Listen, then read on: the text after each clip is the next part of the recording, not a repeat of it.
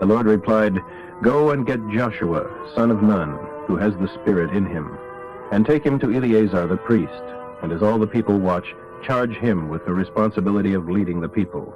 Publicly give him your authority, so that all the people of Israel will obey him. He shall be the one to consult with Eleazar the priest in order to get directions from the Lord. The Lord will speak to Eleazar through the use of the Urim, and Eleazar will pass on these instructions to Joshua and the people. In this way the Lord will continue to give them guidance." So Moses did as Jehovah commanded, and took Joshua to Eleazar the priest. As the people watched, Moses laid his hands upon him and dedicated him to his responsibilities, as the Lord had commanded.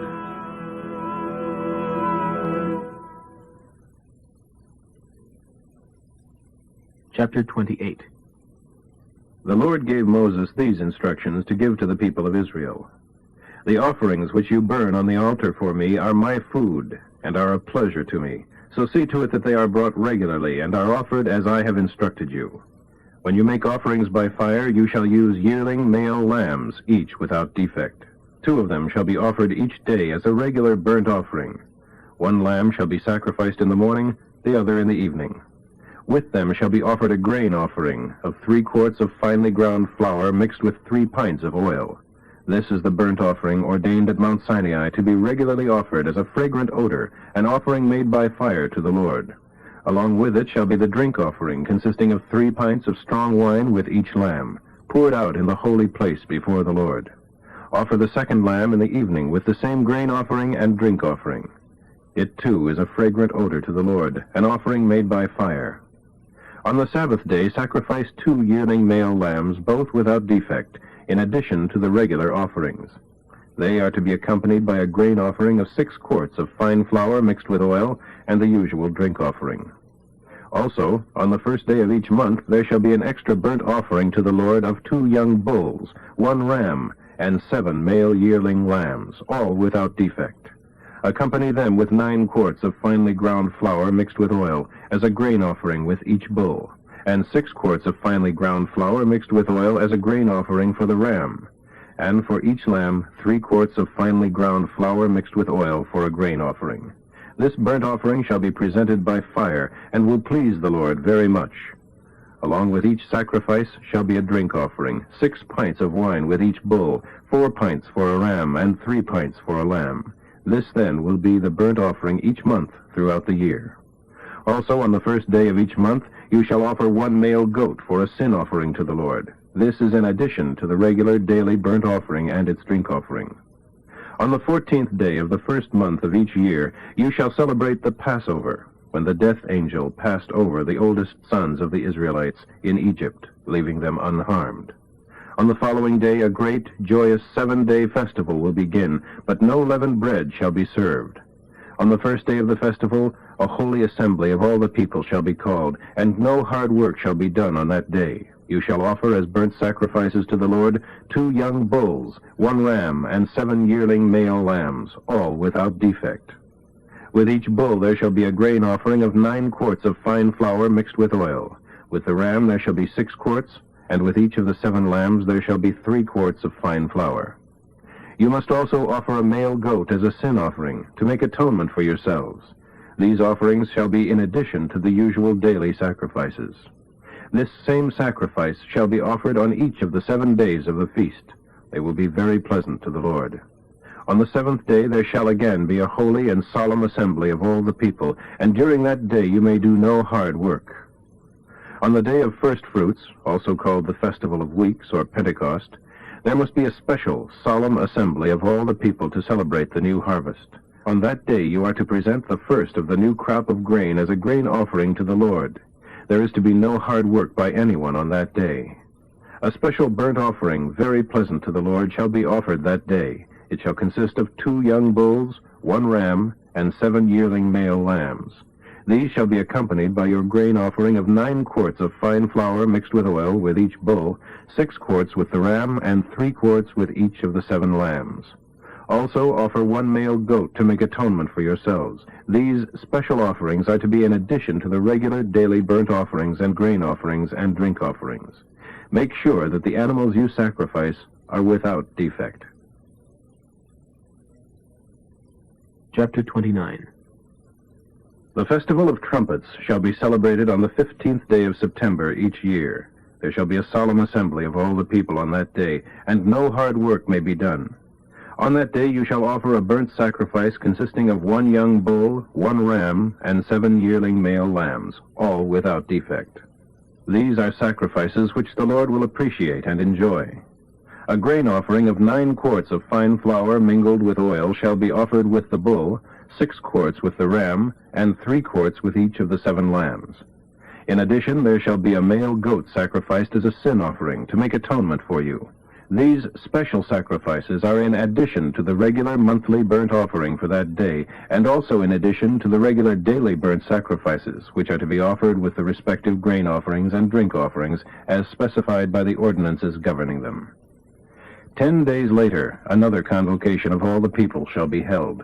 This will be a day of solemn humility before the Lord, and no work of any kind may be done. On that day you shall offer a burnt sacrifice to the Lord. It will be very pleasant to him, of 1 young bull, 1 ram, 7 yearling male lambs, each without defect, and their accompanying grain offerings.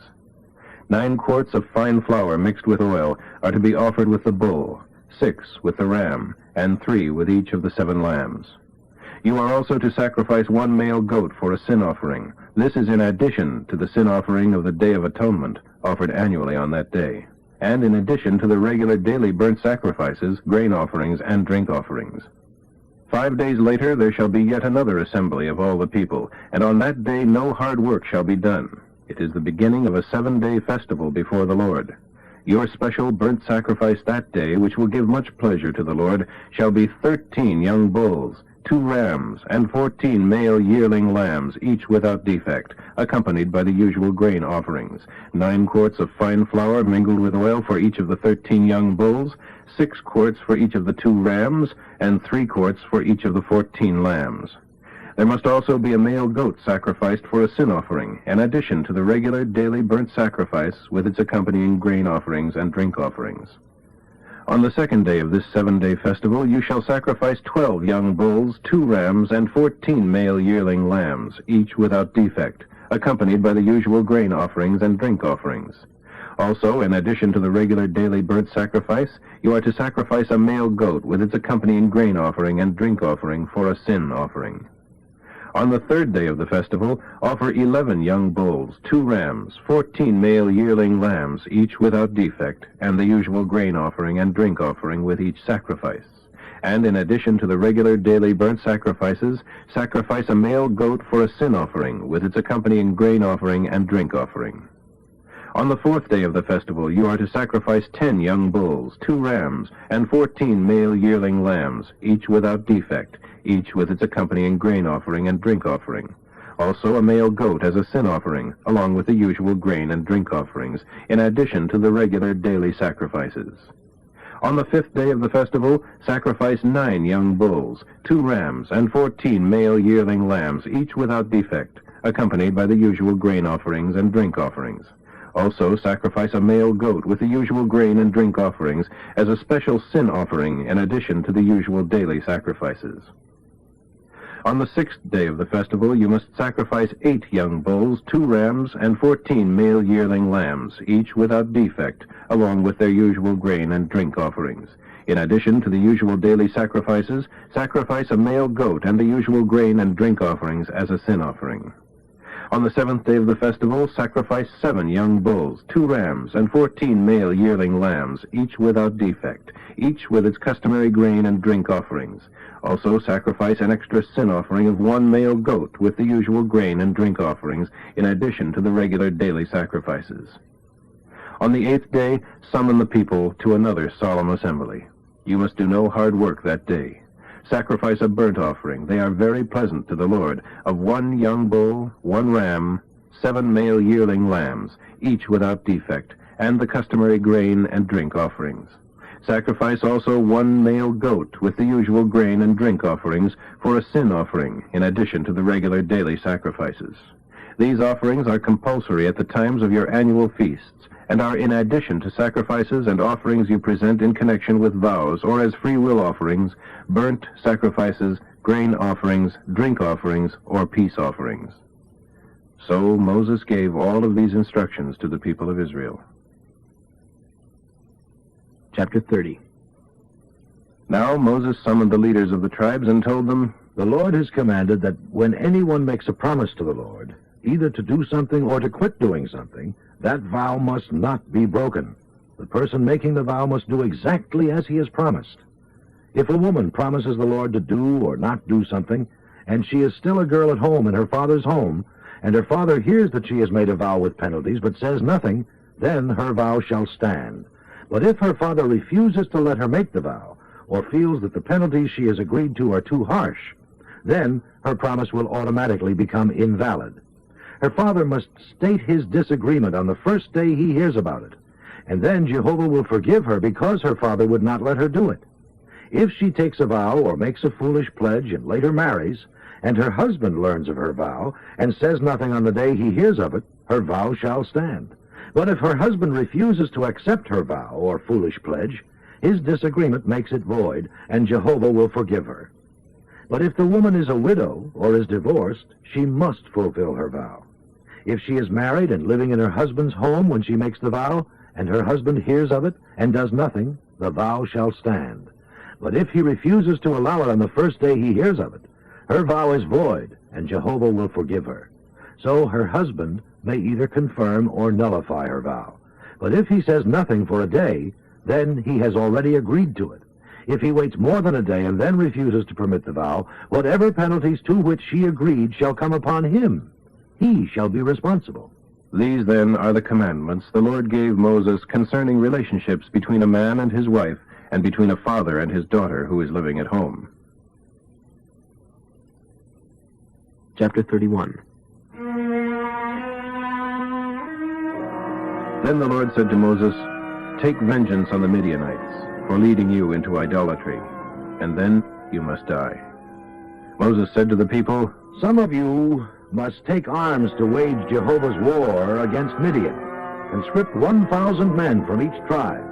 So this was done, and out of the many thousands of Israel, 12,000 armed men were sent to battle by Moses.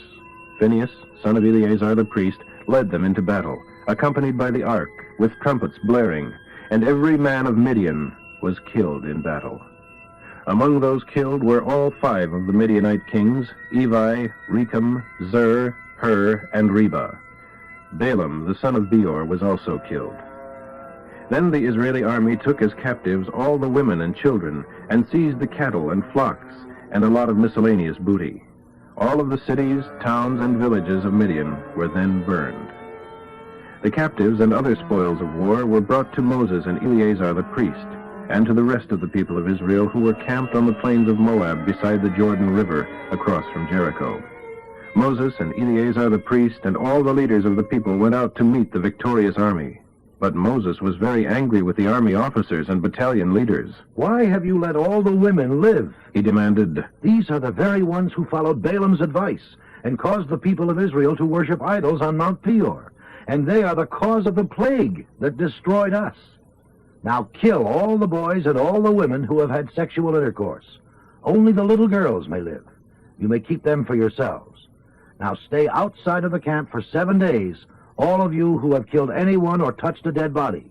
Then purify yourselves and your captives on the 3rd and 7th days. Remember also to purify all your garments and everything made of leather, goat's hair, or wood. Then Eleazar the priest said to the men who were in the battle, This is the commandment Jehovah has given Moses. Anything that will stand heat, such as gold, silver, bronze, iron, tin, or lead, shall be passed through fire in order to be made ceremonially pure. It must then be further purified with the purification water. But anything that won't stand heat shall be purified by the water alone. On the 7th day you must wash your clothes and be purified, and then you may come back into the camp. And the Lord said to Moses, You and Eleazar the priest and the leaders of the tribes are to make a list of all the booty, including the people and animals, then divide it into 2 parts. Half of it is for the men who are in the battle, and the other half is to be given to the people of Israel. But first, the Lord gets a share of all the captives, oxen, donkeys, and flocks kept by the army. His share is 1 out of every 500. give this share to Eleazar the priest, to be presented to the Lord by the gesture of waving before the altar. Also, levy a 2% tribute of all the captives, flocks, and cattle that are given to the people of Israel. Present this to the Levites in charge of the tabernacle, for it is the Lord's portion." So Moses and Eleazar the priest did as the Lord commanded. The total booty, besides the jewelry, clothing, etc., which the soldiers kept for themselves, was 675,000 sheep, 72,000 oxen, 61,000 donkeys, and 32,000 young girls. So the half given to the army totaled 337,500 sheep, of which 675 were given to the Lord, 36,000 oxen, of which 72 were given to the Lord, 30,500 donkeys, of which 61 were given to the Lord, 16,000 girls, of whom 32 went to the Levites. All of the Lord's portion was given to Eleazar the priest, as the Lord had directed Moses. The half of the booty assigned to the people of Israel, Moses had separated it from the half belonging to the warriors, amounted to 337,500 sheep, 36,000 oxen, 30,500 donkeys, and 16,000 girls. In accordance with the Lord's directions, Moses gave 2% of these to the Levites. Then the officers and battalion leaders came to Moses and said, "We have accounted for all the men who went out to battle, and not one of us is missing. So we have brought a special thank offering to the Lord from our booty: gold jewelry, bracelets, anklets, rings, earrings, and necklaces. This is to make atonement for our souls before the Lord." Moses and Eleazar the priest received this special offering from the captains and battalion leaders and company commanders, and found its total value to be more than $300,000. The soldiers had also kept personal booty for themselves. The offering was taken into the tabernacle and kept there before the Lord as a memorial of the people of Israel. Chapter 32. When Israel arrived in the land of Jazer and Gilead, the tribes of Reuben and Gad, who had large flocks of sheep, noticed what wonderful sheep country it was. So they came to Moses and Eleazar the priest and the other tribal leaders and said, "The Lord has used Israel to destroy the population of this whole countryside: Ataroth, Dibon, Jazer, Nimrah, Heshbon, Elealeh, Sebam, Nebo, and Beon. And it is all wonderful sheep country, ideal for our flocks. Please let us have this land as our portion, instead of the land on the other side of the Jordan River." You mean you want to sit here while your brothers go across and do all the fighting? Are you trying to discourage the rest of the people from going across to the land that the Lord has given them? This is the same kind of thing your fathers did. I sent them from Kadesh Barnea to spy out the land, but when they finished their survey and returned from the valley of Eshcol, they discouraged the people from going on into the promised land. And the Lord's anger was hot against them, and he swore that of all those he had rescued from Egypt, no one over 20 years of age would ever see the land he promised Abraham, Isaac, and Jacob, for they had refused to do what he wanted them to. The only exceptions were Caleb, son of Jephunneh the Kenizzite, and Joshua, son of Nun, for they wholeheartedly followed the Lord and urged the people to go on into the promised land. The Lord made us wander back and forth in the wilderness for 40 years until all that evil generation died. But here you are, a brood of sinners doing exactly the same thing.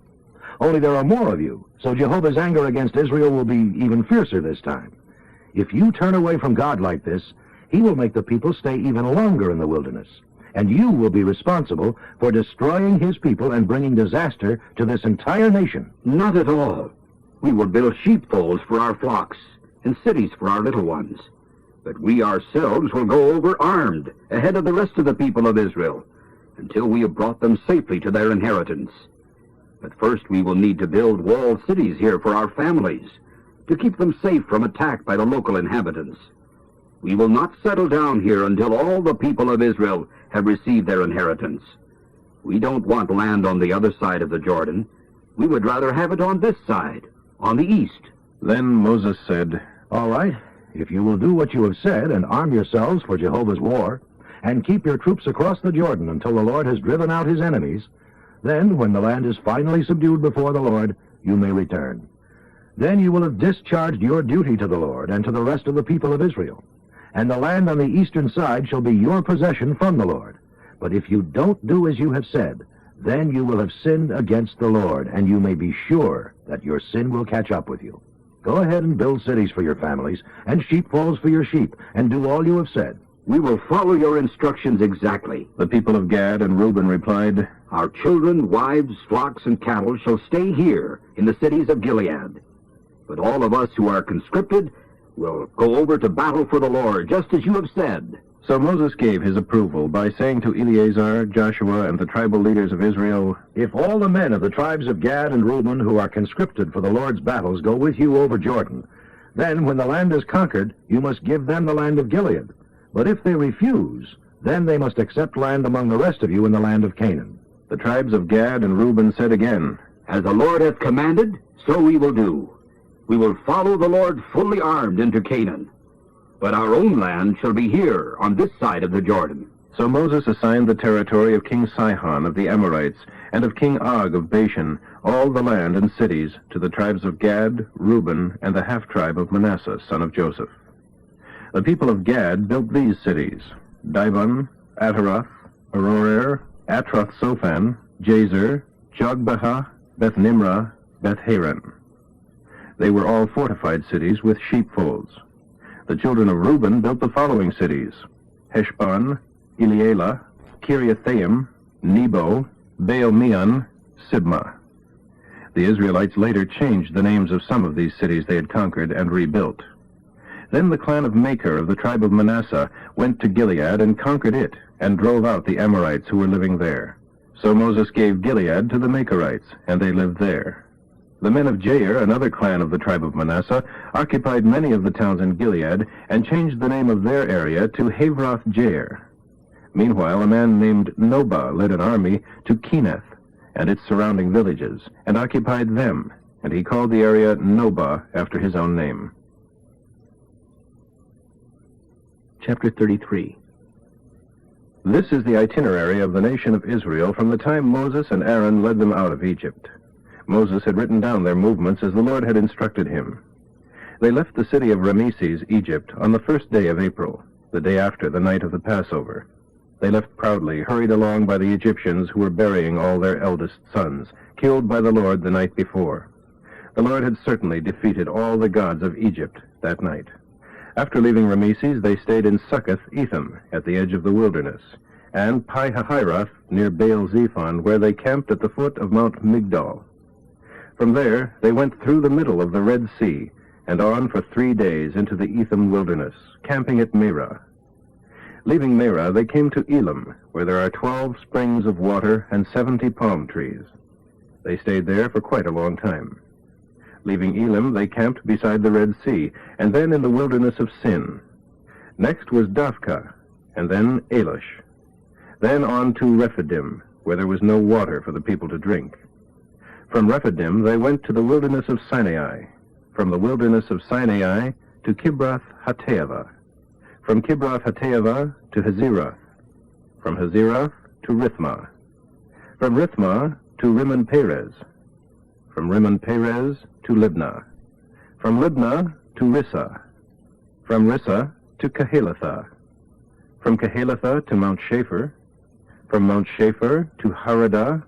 From Haradah to Machelath. From Machelath to Tahath. From Tahath to Terah. From Terah to Mithkah. From Mithkah to Hashmonah. From Hashmonah to Masirath. From Masirath to Bene-Jaakan. From Bene-Jaakan to Hor-Haggidgad. From Hor-Haggidgad to Jotbathah. From Jotbathah to Abronah. From Abronah to Ezion-Geber. From Ezion-Geber to Kadesh in the wilderness of Zin. From Kadesh to Mount Hor at the edge of the land of Edom.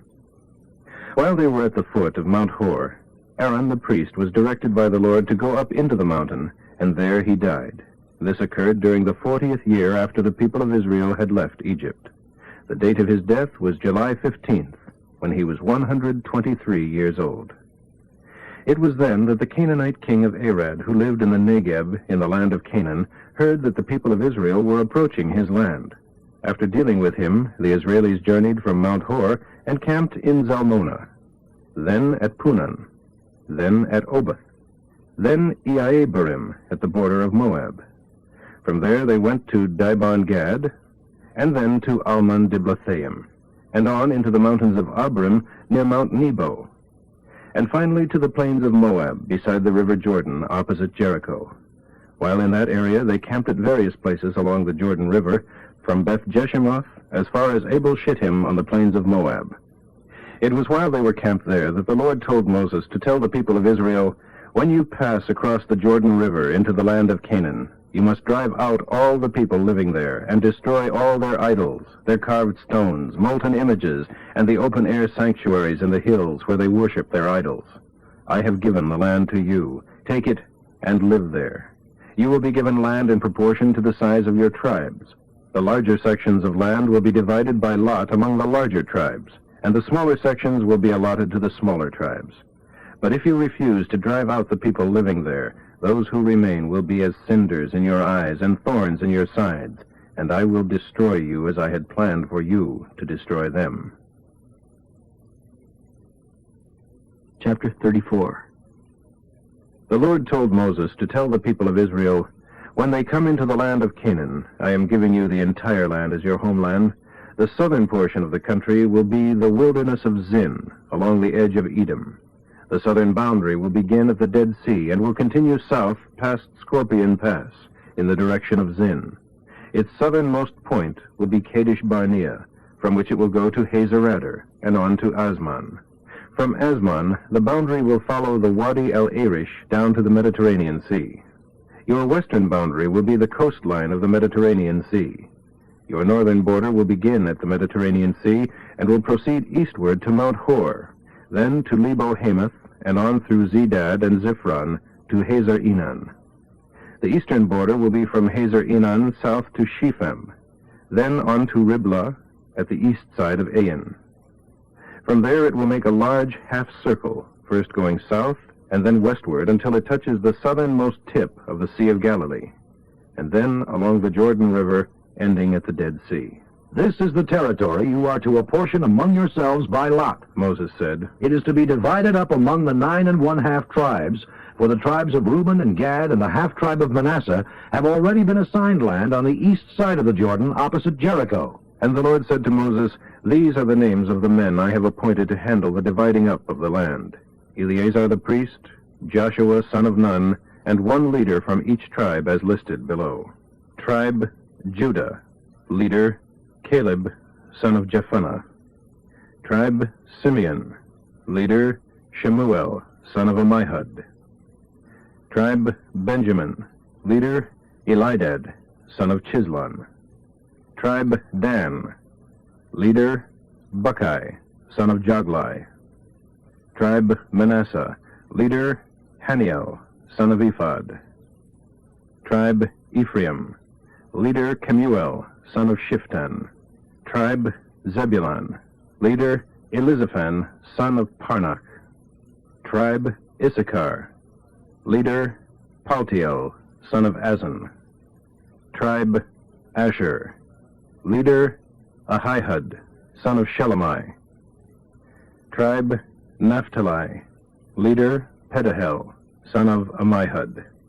These are the names of the men I have appointed to oversee the dividing of the land among the tribes." Chapter 35. While Israel was camped beside the Jordan on the plains of Moab, opposite Jericho, the Lord said to Moses, "Instruct the people of Israel to give to the Levites as their inheritance certain cities and surrounding pasture lands. These cities are for their homes, and the surrounding lands for their cattle, flocks, and other livestock. Their pasture lands shall extend outward from the city walls for 1,500 feet in each direction. Thus there will be 3,000 feet between the boundaries, with the city in the center. You shall give the Levites the 6 cities of refuge where a person who has accidentally killed someone can run and be safe, and 42 other cities besides. In all there shall be 48 cities with the surrounding pasture land given to the Levites. These cities shall be in various parts of the nation. The larger tribes with many cities will give several to the Levites, while the smaller tribes will give fewer." And the Lord said to Moses, "Tell the people that when they arrive in the land, cities of refuge shall be designed for anyone to flee into if he has killed someone accidentally. These cities will be places of protection, from the dead man's relatives who want to avenge his death. For the slayer must not be killed unless a fair trial establishes his guilt. 3 of these 6 cities of refuge are to be located in the land of Canaan, and 3 on the east side of the Jordan River. These are not only for the protection of Israelites, but also for foreigners and travelers.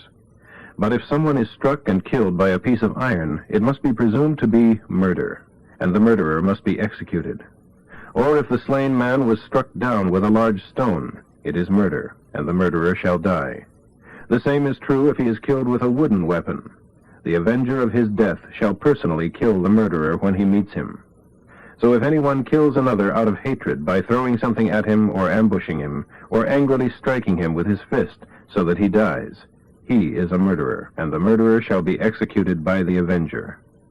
But if it is an accident, a case in which something is thrown unintentionally, or in which a stone is thrown without anger, without realizing it will hit anyone, and without wanting to harm an enemy, yet the man dies, then the people shall judge whether or not it was an accident, and whether or not to hand the killer over to the avenger of the dead man. If it is decided that it was accidental, then the people shall save the killer from the avenger. The killer shall be permitted to stay in the city of refuge, and he must live there until the death of the high priest. If the slayer leaves the city, and the avenger finds him outside and kills him, it is not murder, for the man should have stayed inside the city until the death of the high priest. But after the death of the high priest, the man may return to his own land and home. These are permanent laws for all Israel from generation to generation. All murderers must be executed, but only if there is more than one witness. No man shall die with only one person testifying against him. Whenever anyone is judged guilty of murder, he must die. No ransom may be accepted for him. Nor may a payment be accepted from a refugee in a city of refuge, permitting him to return to his home before the death of the high priest. In this way the land will not be polluted, for murder pollutes the land, and no atonement can be made for murder except by the execution of the murderer. You shall not defile the land where you are going to live, for I, Jehovah, will be living there. Chapter 36. Then the heads of the sub-clan of Gilead, of the clan of Machir, of the tribe of Manasseh, one of the sons of Joseph, came to Moses and the leaders of Israel with a petition. The Lord instructed you to divide the land by lot among the people of Israel, They reminded Moses, and to give the inheritance of our brother Zelophehad to his daughters. But if they marry into another tribe, their land will go with them to the tribe into which they marry. In this way, the total area of our tribe will be reduced, and will not be returned at the year of Jubilee. Then Moses replied publicly, giving them these instructions from the Lord. The men of the tribe of Joseph have a proper complaint. This is what the Lord has further commanded concerning the daughters of Zelophehad. Let them be married to anyone they like, so long as it is within their own tribe. In this way, none of the land of the tribe will shift to any other tribe, for the inheritance of every tribe is to remain permanently as it was first allotted. The girls throughout the tribes of Israel who are heiresses must marry within their own tribe, so that their land won't leave the tribe. In this way, no inheritance shall move from one tribe to another. The daughters of Zelophehad did as the Lord commanded Moses. These girls, Mahlah, Tirzah, Hoglah, Milcah, and Noah, were married to men in their own tribe of Manasseh, son of Joseph. So their inheritance remained in their tribe.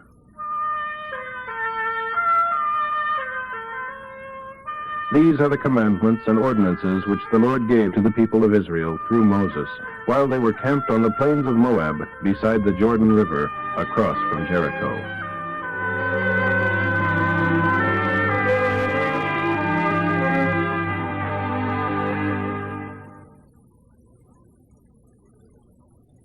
Deuteronomy, chapter 1.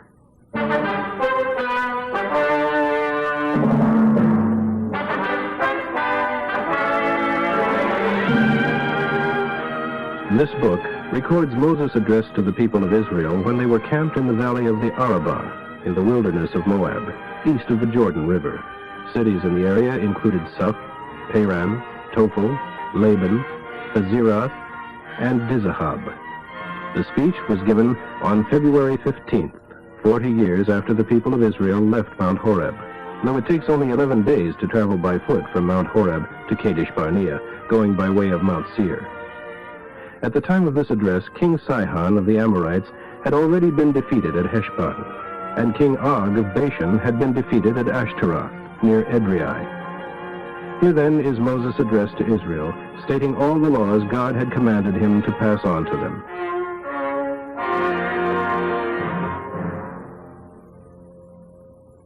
It was 40 years ago at Mount Horeb that Jehovah our God told us, "You have stayed here long enough. Now go and occupy the hill country of the Amorites, the valley of the Arabah and the Negeb, and all the land of Canaan and Lebanon, the entire area from the shores of the Mediterranean Sea to the Euphrates River. I am giving all of it to you. Go in and possess it, for it is the land the Lord promised to your ancestors Abraham, Isaac, and Jacob, and all of their descendants." At that time I told the people, "I need help. You are a great burden for me to carry all by myself, for the Lord has multiplied you like stars. And may he multiply you 1,000 times more, and bless you as he promised. But what can one man do to settle all your quarrels and problems? So choose some men from each tribe who are wise, experienced, and understanding, and I will appoint them as your leaders." They agreed to this. I took the men they selected, some from every tribe, and appointed them as administrative assistants, in charge of thousands, hundreds, fifties, and tens, to decide their quarrels and assist them in every way. I instructed them to be perfectly fair at all times, even to foreigners. When giving your decisions, I told them, never favor a man because he is rich. Be fair to great and small alike. Don't fear their displeasure, for you are judging in the place of God. Bring me any cases too difficult for you, and I will handle them. And I gave them other instructions at that time also. Then we left Mount Horeb and traveled through the great and terrible desert, finally arriving among the Amorite hills to which the Lord our God had directed us. We were then at Kadesh Barnea, on the border of the Promised Land, and I said to the people, "The Lord God has given us this land. Go and possess it as he told us to. Don't be afraid, don't even doubt." But they replied, "First let's send out spies to discover the best route of entry, and to decide which cities we should capture first."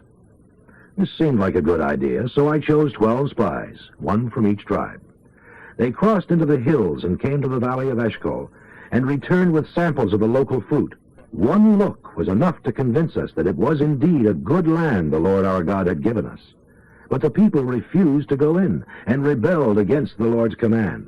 They murmured and complained in their tents and said, "The Lord must hate us, bringing us here from Egypt to be slaughtered by these Amorites. What are we getting into? Our brothers who spied out the land have frightened us with their report. They say that the people of the land are tall and powerful, and that the walls of their cities rise high into the sky. They have even seen giants there, the descendants of the Anakim." But I said to them, "Don't be afraid. The Lord God is your leader, and he will fight for you with his mighty miracles, just as you saw him do in Egypt. And you know how he has cared for you again and again here in the wilderness, just as a father cares for his child." But nothing I said did any good. They refused to believe the Lord our God, who had led them all the way, and had selected the best places for them to camp, and had guided them by a pillar of fire at night and a pillar of cloud during the day. Well, the Lord heard their complaining and was very angry. He vowed that not one person in that entire generation would live to see the good land he had promised their fathers, except Caleb the son of Jephunneh, who, because he had wholly followed the Lord, would receive as his personal inheritance some of the land he had walked over. And the Lord was even angry with me because of them, and said to me, "You shall not enter the promised land. Instead, your assistant, Joshua the son of Nun, shall lead the people. Encourage him as he prepares to take over the leadership. I will give the land to the children they said would die in the wilderness. But as for you of the older generation, turn around now, and go on back across the desert toward the Red Sea." Then they confessed, "We have sinned. We will go into the land and fight for it as the Lord our God has told us to." So they strapped on their weapons and thought it would be easy to conquer the whole area. But the Lord said to me, "Tell them not to do it, for I will not go with them. They will be struck down before their enemies." I told them, but they wouldn't listen. Instead, they rebelled again against the Lord's commandment, and went on up into the hill country to fight. But the Amorites who lived there came out against them, and chased them like bees, and killed them from Seir to Hormah. Then they returned and wept before the Lord, but he wouldn't listen. So they stayed there at Kadesh for a long time. Chapter 2. Then we turned back across the wilderness toward the Red Sea, for so the Lord had instructed me. For many years we wandered around in the area of Mount Seir. Then at last the Lord said, "You have stayed here long enough. Turn northward. Inform the people that they will be passing through the country belonging to their brothers, the Edomites, the descendants of Esau, who live in Seir. The Edomites will be nervous, so be careful. Don't start a fight, for I have given them all the Mount Seir hill country as their permanent possession, and I will not give you even a tiny piece of their land. Pay them for whatever food or water you use. The Lord your God has watched over you and blessed you every step of the way for all these 40 years as you have wandered around in this great wilderness, and you have lacked nothing in all that time." So we passed through Edom, where our brothers lived, crossing the Arabah road that goes south to Elath and Ezion-Geber, and traveling northward toward the Moab desert. Then the Lord warned us, "Don't attack the Moabites either, for I will not give you any of their land. I have given it to the descendants of Lot." The Emim used to live in that area, a very large tribe, tall as the giants of Anakim. Both the Emim and the Anakim are often referred to as the Rephaim, but the Moabites call them Emim. In earlier days, the Horites lived in Seir, but they were driven out and displaced by the Edomites, the descendants of Esau, just as Israel would displace the peoples of Canaan, whose land had been assigned to Israel by the Lord. "Now cross Zered Brook," the Lord said, and we did. So it took us 38 years to finally get across Zered Brook from Kadesh, for the Lord had decreed that this could not happen until all the men who 38 years earlier were old enough to bear arms had died. Yes, the hand of the Lord was against them until finally all were dead. Then at last the Lord said to me, "Today Israel shall cross the borders of Moab at Ar, into the land of the Ammonites. But do not attack them, for I will not give you any of their land. I have given it to the descendants of Lot." That area, too, used to be inhabited by the Rephaim, called the Zamzummim by the Ammonites. They were a large and powerful tribe, as tall as the Anakim, but Jehovah destroyed them as the Ammonites came in, and the Ammonites lived there in their place. The Lord had similarly helped the descendants of Esau at Mount Seir, for he destroyed the Horites who were living there before them. Another similar situation occurred when the people of Caphtor invaded and destroyed the tribe of Avim, living in villages scattered across the countryside as far away as Gaza. Then the Lord said, "Cross the Arnon River into the land of King Sihon, the Amorite, king of Heshbon. War against him and begin to take possession of his land. Beginning today I will make people throughout the whole earth tremble with fear because of you and dread your arrival."